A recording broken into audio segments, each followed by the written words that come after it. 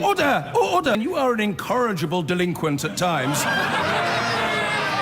Behave yourself, man! The chief executive of the aircraft maker Airbus, Tom Enders, has said it's a disgrace that businesses could still not plan for Brexit. The company warned it could move its wing-building operation out of the UK in the future if there is a no-deal Brexit. Catherine Bennett, Senior Vice President of Airbus in the UK, explained why Airbus issued their warning today. We felt that we were getting to a crunch time. There was a lot of false allegations that a managed no deal could work, and we just wanted to be clear that for us it would be catastrophic. We would see chaos at the borders, and our wing parts and our satellite parts could potentially get held up. Well, our business editor Simon Jack joins us now from the World Economic Forum in Davos. A strong language there from Airbus and also from similar businesses today?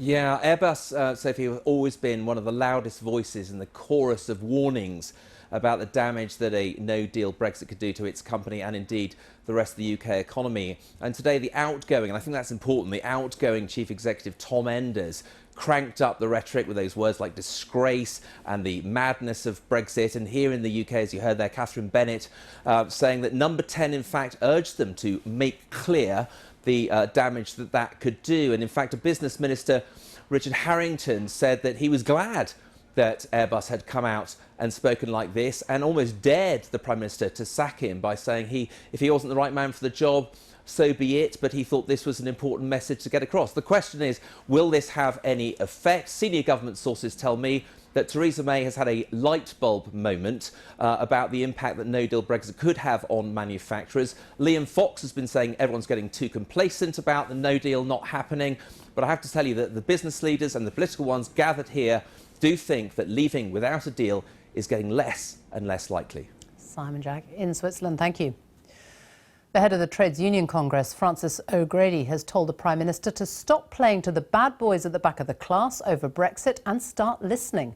Theresa May is trying to find a compromise with the union leaders after her Brexit deal was voted down by MPs last week. Jeremy Corbyn is still refusing to hold talks with the Prime Minister, whilst the possibility of a no-deal Brexit is on the table. But Labour itself is struggling to contain its own divisions on the best way forward. Our political editor, Laura Kunsberg, reports.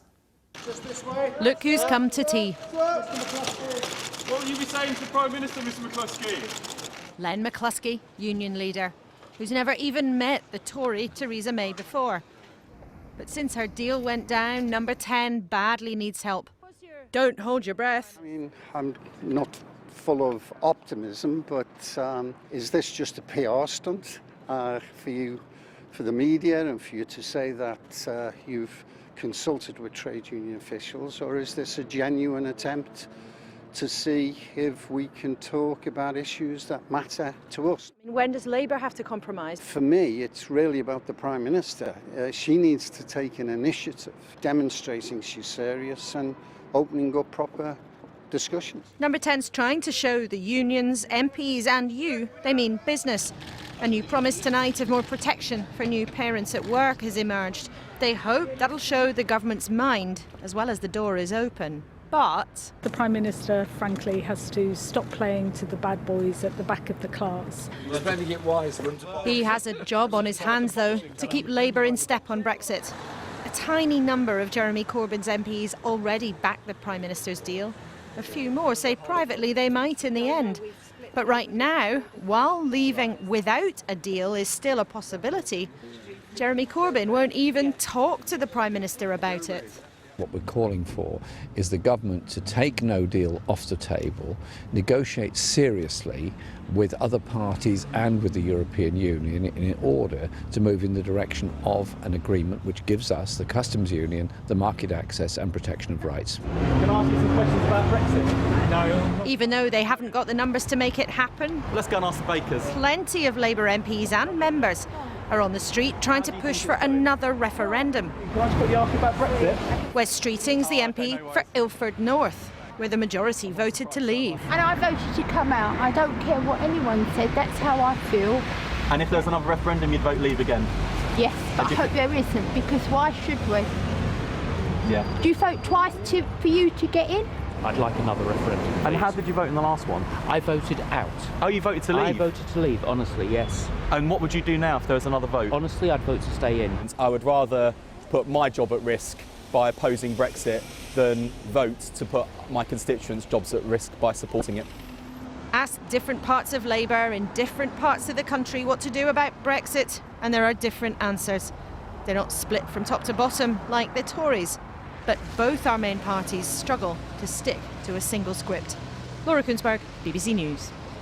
Back now to Brexit, and if you're baffled by all the jargon that's constantly bandied around by politicians and journalists, we have some help for you. All day, BBC News has been breaking down the language about Brexit that is routinely used but rarely explained. Our political correspondent Chris Mason is at the University of Bedfordshire in Luton. Chris. Yes, hello Sophie, from my jungle of jargon, just a sense of some of the terms that get bandied around, that topple out of the mouths of people like me every second sentence and have the capacity to baffle and, let's whisper it, bore occasionally. So it's a big mission to explain from us today. We've been out and about in Luton asking people what it is around Brexit that baffles them. What is Article 50? So, Article 50, this is the element of a treaty that allows a member state to leave, and it sets down a timetable, a 2-year timetable for the process of getting out, and the UK is getting towards the end of that timetable, and as things stand, we'll reach it on Friday the 29th of March at 11 o'clock at night. Let's go for another question. What is the backstop? Right, the backstop is all about the border between Northern Ireland and the Republic of Ireland. And as things stand, things can flow across that very easily, stuff and people. And the backstop is an insurance policy to make sure that that can continue to happen after Brexit under any circumstances. I reckon we've got time to squeeze in one more. What is no deal? No deal. So this is if the UK leaves the European Union without any overarching deal, and if that were to happen, the UK would trade by a rule set down by something called the World Trade Organization, and then would then try and secure free trade agreements with lots of different countries around the world. Don't know about you, Sophie, but that's probably just about as much as I can stomach. Back to you. Chris, thank you. And you can do some jargon busting of your own online. You can go to bbc.co.uk/Brexit and click on Brexit Jargon Explained. The boss of Airbus has launched a startling attack on the government, branding its handling of Brexit a disgrace. Tom Enders warned that his company, which employs 14,000 people in the UK, could shut factories. Well, that prompted the business minister to declare no deal should be ruled out. And he said he was prepared to be sacked for saying so. Here's our political correspondent, Libby Wiener. It's wings made in Britain that keep Airbus planes in the skies. But could the spectre of a no-deal Brexit mean the company itself is about to take flight? There've been warnings before, but none as stark as this. Please don't listen to the Brexiteers' madness, which asserts that because we have huge plans here, we will not move and we will always be here. They are wrong. Later, another senior executive defended his intervention, dismissing talk of a managed no deal. Yeah, and this expression "managed no deal" for that's yeah, for the fairies. That doesn't work for us. What would you say to some people who are suggesting today that you've been put up to this by the government? Absolutely not true. One of the reasons we wanted to speak up today was we just wanted to make it clear that no deal Brexit is bad for us. It wasn't just business being outspoken today, but a business minister. Richard Harrington even daring Mrs May to sack him, saying, "This is a disaster for business. I'm very happy to be public about it and very happy if the Prime Minister decides I am not the right person to do the business industry job."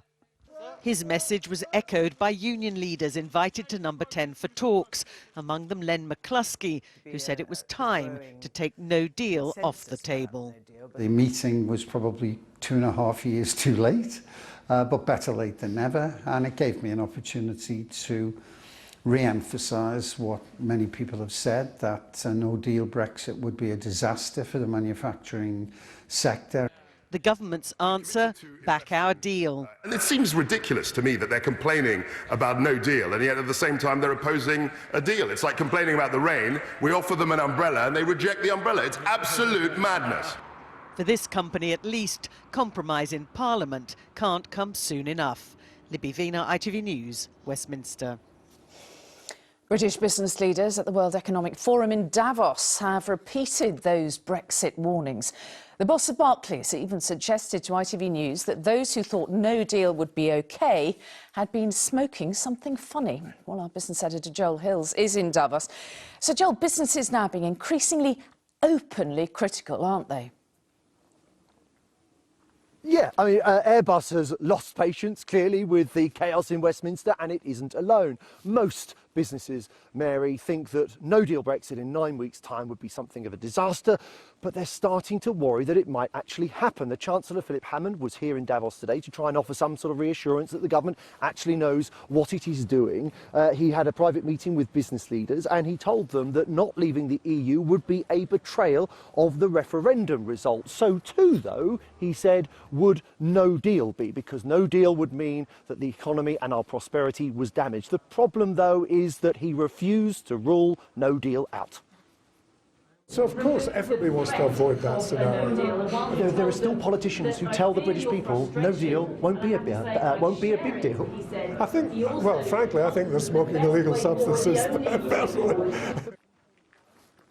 Look, the government clearly wants to use the threat of no deal as a negotiating strategy with the European Union. It's a pretty risky one, and businesses look as if they're no longer this week willing to tolerate the risk. Tonight, Jaguar Land Rover is saying it's going to extend its shutdown in April because of all the uncertainty, and Ford has said that a no-deal Brexit would cost the company in excess of £600 million this year alone. It said it would severely impact its operation in Britain, and I think we all know what that means. OK, Joel Hills in Davos, thank you. Now, as we enter the last few critical days before the next Brexit vote, the aircraft manufacturer Airbus has issued its starkest warning yet, saying it could move manufacturing out of the UK in the event of a no-deal Brexit. In a moment, we'll hear from our correspondent Claire Fallon, who's at the Airbus's wing factory in North Wales. But first, over to our business editor, Siobhan Kennedy, who's in the Swiss resort of Davos, where the plane maker's comments cast a shadow over a big business lunch hosted by the Chancellor, Philip Hammond.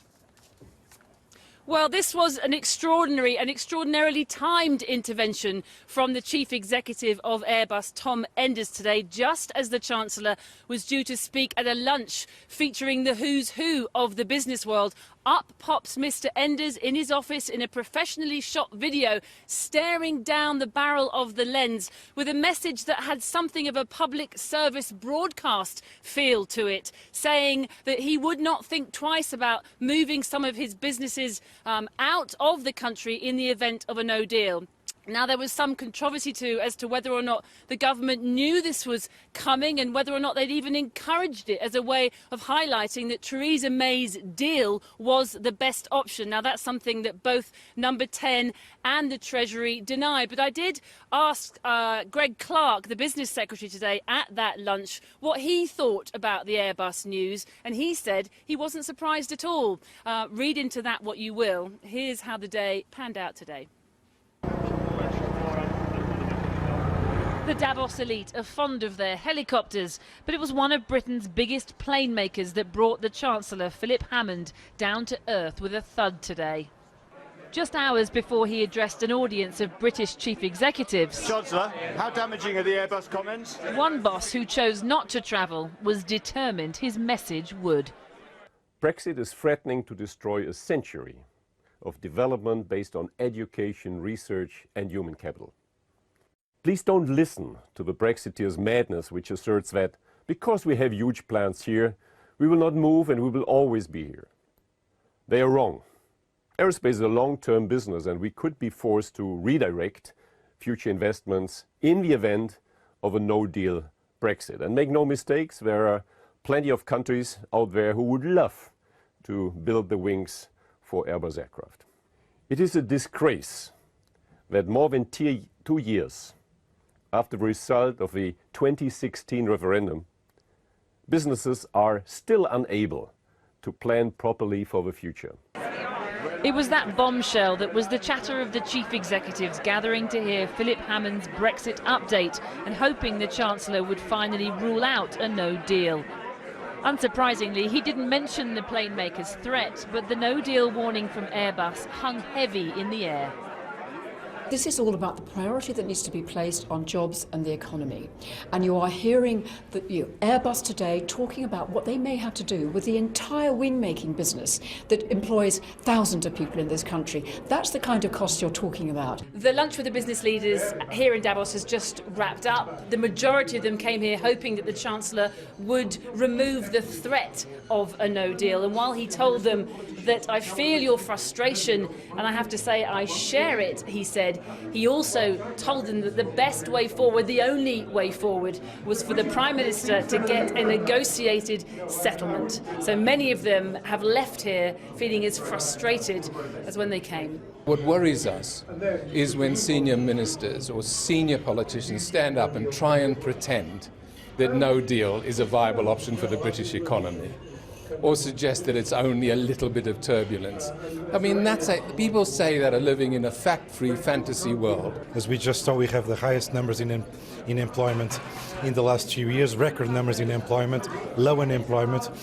Businesses in general would not like to risk this. You leave here worried about no deal still? I want to see a positive deal. I think he wants to see a positive deal. The room certainly does. Thank you.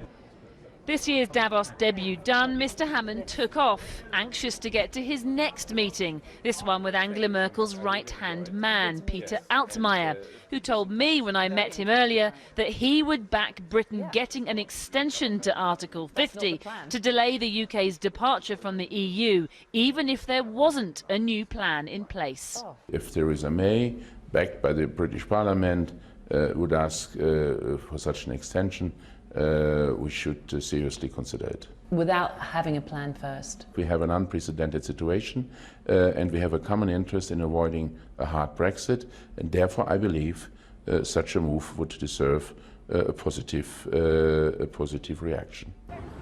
A clear message in the clear mountain air to pause and take a breath, one which will no doubt please Airbus workers for whom the threat of no deal became very real today. Siobhan Kennedy reporting from Davos. So what does all this mean for the 6,000-strong workforce at Airbus's biggest UK plant in Broughton? The area voted 56% in favour of leaving the EU in the referendum. Claire Fallon is there now. Claire. Well, one worker said to me earlier today that if this place goes, it will be devastating for the entire area. And that's because it's not just about the people who are directly employed by Airbus here. There are thousands more jobs in the wider community that are reliant on this place. So when the boss of Airbus says a no-deal Brexit would put all of that at risk, it worries an awful lot of people. And although some people we've spoken to today say they see it as scaremongering, as posturing, for the people who now feel that their livelihoods are at risk, this is way too important for playing politics. They do things big at Broughton.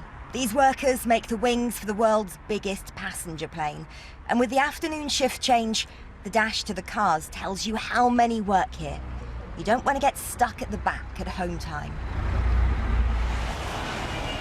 And as we head towards Brexit, there's a warning from Airbus for the government, but also the workers. No deal, they say, could mean all this goes. Are you worried? Of course, yeah. I voted to stay in the Brexit for that reason, because we're a European company owned by Europeans. They're the majority shareholders, so yeah, I'm worried, yeah. As will everyone will be in the factory. But in this part of Wales, more voted out than in, even though the company that means jobs and money here is as European as it gets. While the wings for the Airbus double-decker, the A380, are made at the site in Broughton, other major parts are built across Europe, coming from Spain, France and Germany, before the plane itself is assembled at the company's factory in Toulouse. The big unknown, not just for Airbus, but also other companies that work and trade across the EU, is what no deal will mean for them if that's what happens in March. For miles around Broughton, everyone knows someone who works for Airbus. I voted out. You voted out? Yeah. Even though your son works there? I voted out for me, not for him. At the local shops, I got chatting to Mike. He still wants out of the EU, even with Airbus threatening to pull out of North Wales. They'll sort it. They're a big enough company, aren't they? Well, they'll sort it by leaving. I don't know. You're a bit sceptical on that. I'm a bit sceptical whether they'll leave or not. And Veronica's another, who's as leave now as she was then. We don't want our money going over to Brussels telling us what size our bananas are. I mean, they don't really tell us what size our bananas have to be, do they? I'm putting it down to basics. But surely right now this is not about bananas, this is about Airbus, it's about thousands of jobs. I was belittling the thing to the bananas. It's about Airbus, it's about the jobs. It's a whole lot of stuff, really, isn't it? And you don't need the chairman of Airbus scaremongering, because that's what he's doing. Well, I had a lot of pride working here, and I know other people do, you know. Having worked here for 25 years, Mike Lowe's now a local Labour politician. He told me this is no idle threat from the company. I don't think it's plain politics. I think he's just saying it as it is. You think genuinely if we get no deal, 5 years' time, this won't be here? I wouldn't say 5 years' time. It's maybe 5, 10 years' time. With 80 years of aviation history in Broughton, those who voted leave weren't voting to end that. But no deal has never been this close or felt as real to those who work here. Claire Fallon reporting. Well, just before we came on air, I spoke to Airbus's senior UK Vice President, Catherine Bennett. In an earlier interview, she'd suggested that the government had asked Airbus to make clear the potential impact of a no-deal Brexit. So I asked her whether the company was working in tandem with the government on Project Fear. Yes, I've heard that, and I categorically deny that the government have put us up to do this. We speak to politicians across all parties, and one of the things they've all said is we need evidence from business. We need business to speak up. We need the facts about why a no deal would be bad for business. The issue is so difficult at the moment that anybody who says anything is going to be making some kind of an impact. The odd thing here is that this could have been said quite a bit earlier and would have made a very big difference.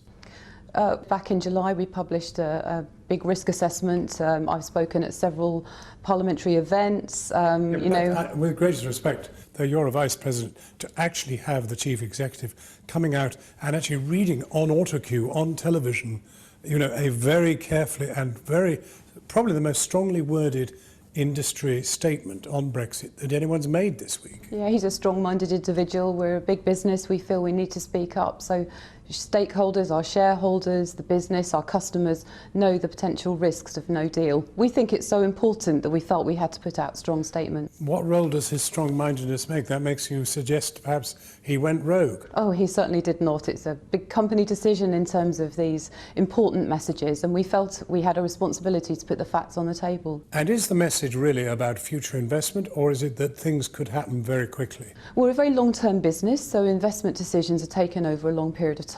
Fortuitously, there's not any big decisions coming up imminently. Our businesses, our sites, our people, the innovation we do on our sites, we call it the crown jewels of Airbus, designing and making wings and satellites. And for me, we want to put a good case on the table, and I don't need a burden such as no deal, causing catastrophe, the closure of borders, absolutely what we don't need. But with 100,000 employees and lots of dependent smaller companies and the rest of it, everything from cleaning to nuts and bolts and the rest of it. I mean, if you were to do anything, it would have a catastrophic effect on Wales. Yeah, the employees are in our supply chain, the 100,000. Absolutely, this is why we wanted to speak out. So the way that Airbus operates is that we make a wing which then gets transported to either France or Germany. So just in time is important to us, maybe not quite so crucial as for the car industry, but still we have deliveries every single day that cross borders, and we have people that have to move about our sites. So in fact, Airbus would really say, look, forget all this, remain. Absolutely, Airbus would say that. Thank you very much. Thank you. Now, it's been a very long time since the Conservative Prime Minister has called trade union bosses to Downing Street for talks on policy. Today, 4 General Secretaries were invited in for separate chats with Theresa May about Brexit. They all told her that she should take the threat of no deal off the table. And they asked for more guarantees on workers' rights. Our political editor, Gary Gibbon, is in Westminster. Gary, well, did they hit it off? I don't think that's the phrase I'd reach for. There was a certain wariness around, I think, probably on both sides of the table. I think if you're a trade union general secretary and you're being asked to shape Brexit policy 64 days, is it, before it actually happens, I think you're bound to have a little bit of scepticism in your head about why you're there. It was all quite civil. Len McCluskey sat down in front of the Prime Minister and started and opened by talking about how he acknowledged he'd been quite rude about her, and maybe her, certainly her party in the past, quite strong, fiery language, and was known for it. It was all quite civil. Nobody came out saying this whole thing is total window dressing, but you sense, reading between the lines, there is a very strong suspicion of that. This is what Len McCluskey himself said on his way out. It was okay. I mean, I'm not full of optimism, but it gave me an opportunity to just re-emphasise what many people have told her, that obviously a no deal would be disastrous. And speaking on behalf of my members, in particular in manufacturing, we need to make certain that we can avoid that at all costs. Well, it doesn't sound as though they got any movement on trying to get no deal off the table. Some of them are also saying they wanted a delay. Not all of them. I think some of them think a delay just delays no deal. But anyway, they didn't get movement on that either. I think there is a strong sense around that whilst the motions of cross-party reach out are still in play, ever since Jeremy Corbyn said he wasn't going into number 10, there is no reality really to that whole concept. And what is actually happening is that the Prime Minister is working out how she can scrabble around for votes in her own party and in the DUP. And we don't really still have in front of us her master plan for winning them over with a plan that actually changes the deal that is on offer and which was so heavily rejected last week. Thank you, Gary. A little earlier, I spoke to the former Foreign Secretary David Miliband about Labour's Brexit position. But first, I asked him from Davos, where he is with his relief agency at the conference there, about the situation in Venezuela.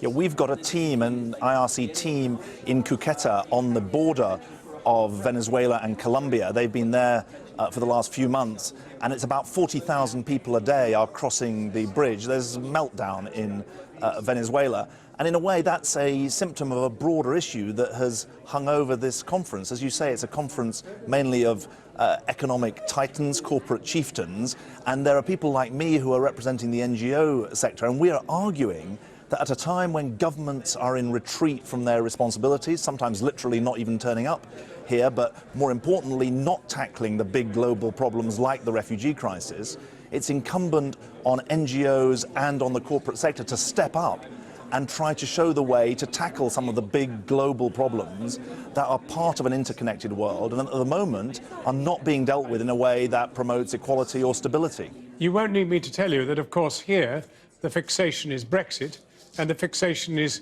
whether no-deal Brexit can be avoided. And here, the corporate response from one agency, at least, that of Airbus, has been, we cannot tolerate such a thing.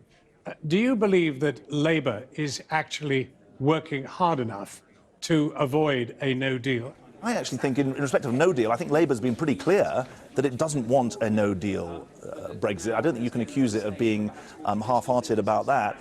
But obviously, the no-deal Brexit is only the most calamitous outcome. I'm very worried, not just about no deal, which I don't think yet is the most likely outcome, but I'm very worried about a bad deal. Because, of course, we've only done, or the government have only done, the first part of the negotiations. If you like, as Ivan Rogers says, the easy part of the negotiations. He was the former British ambassador to the EU. The toughest negotiations about our future relationship are still to come. But are you, at any point, prepared to accept anything less than Remain? Well, of course, because the point of a second referendum is that people get the chance either to affirm their original decision, despite the fact that the Brexit that they were offered is not on offer, despite the fact that there is so much more that we know today about the difficulties attendant on Brexit than were presented at the time. If people affirm their choice, then of course that's the end of the matter. But because we are doomed, if we go ahead with Brexit, to at least 5 years of continued negotiations, continued headlines on Brexit, I want to say to people, look, if you really want to get Brexit out of the headlines, if you really want to allow the country to focus on other problems, then the only way to do that is to get shot of Brexit. Because the process of disentangling ourselves from the European Union is not going to be achieved by this deal. But alas, you probably would not find Mr Corbyn supporting you in that matter. He would not say get rid of Brexit. He has failed to say so at any point. Obviously, that's been clear that there was a cross-party consensus, I'm sad to say, after the 2015 election to go ahead with a referendum. There was then a cross-party, or Labour and Tory, support for the premature triggering of Article 50. And just to dwell on that for a moment, I took Article 50 through the House of Commons. Never did I, in my wildest dreams, did I believe that any country would kickstart the Article 50 process without knowing its negotiating position and having sorted out its negotiating process with the European Union. So this has been a litany of mistakes, some of them by the government, some of them, sadly, supported by the opposition. David Miliband. Now, our fact-check team has been looking at Labour's claims about its membership.